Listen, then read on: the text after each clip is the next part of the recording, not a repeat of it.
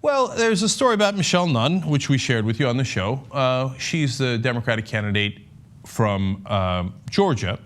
And in an internal memo, they said, hey, go get the money from the LGBT community, make sure that they know you're in favor of marriage equality, and have those that cash rein in, okay?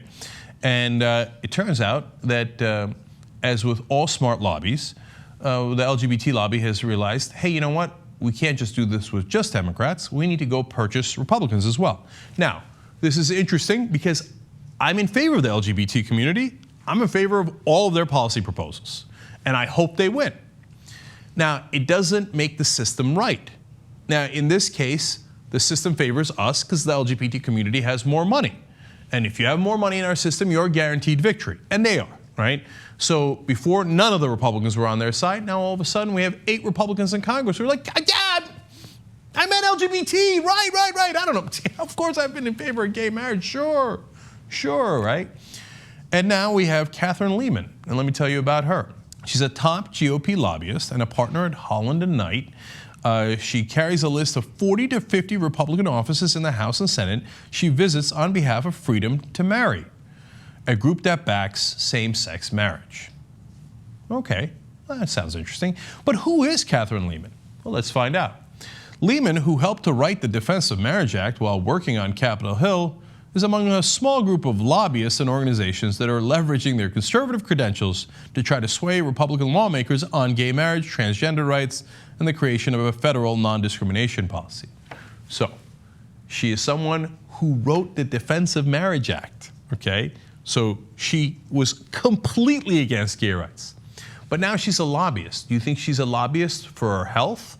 Do you think that she's a lobbyist because she wants to do good in the world? Is that why she helped to write the Defense of Marriage Act in the first place? Is it because she really cares about gay rights? No, she tried to legally stop gay rights before. No, it's the money. So the LGBT community, they hire lobbyists too. And the lobbyists go to Democrats, but they also go to Republicans. It's a longer fight with the Republicans because the Republicans have all these fundamentalists who vote for them. And the fundamentalists hate it if you give gay Americans any rights, right? So they got to deal with it. They got to figure out a way to trick their base to keep voting for them and take the LGBT money anyway. And that's what they're in the middle of doing. And Kathryn Lehman, you think she gives a damn about which policy position is the correct one? She's like, no, I just hated gay people before to get votes from the fundamentalist base. Now I love them because they pay me to love them. Welcome to America. She says, it's okay. The issue is losing its toxicity from a Republican perspective.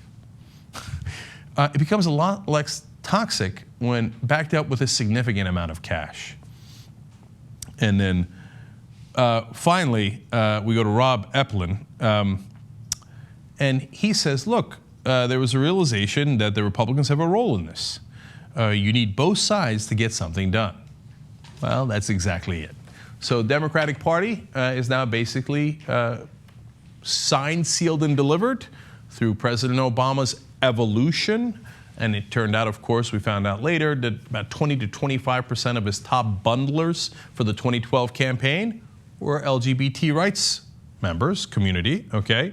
He switched from bankers who supported him in 2008 but did not support him in 2012 to the LGBT community. They bundle a ton of cash for him. His position on the issue evolves. And now they have lobbyists going in to lobby 40 to 50 Republicans on a consistent basis. My prediction is their position will also evolve.